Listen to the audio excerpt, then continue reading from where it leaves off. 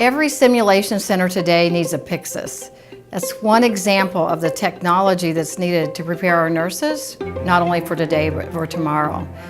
Other technologies are also important, but medication administration through the proper tools and technology is so required. Medication errors are #1 error in the healthcare facilities.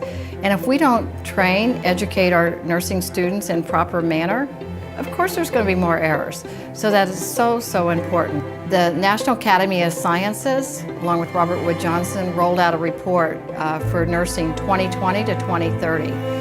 And there were no surprises. You see the future of healthcare and where nursing is going. A few things, one's looking at healthcare equity, looking at social determinants of health within our care.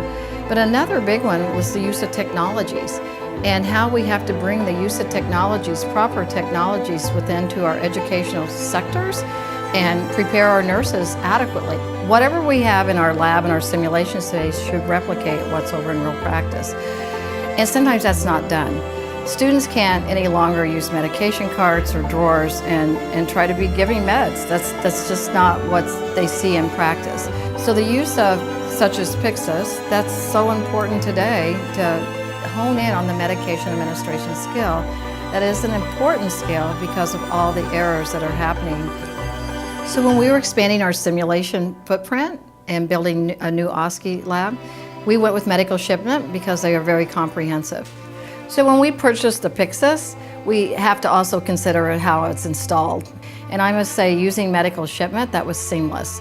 From setup to training, working with our simulation director and our staff. Since it's been installed, I've heard nothing but positive comments. Our students love it because it's matching what they're getting in real life clinical. And also we're more contemporary now within our simulation space, no longer using the old med carts and all of that.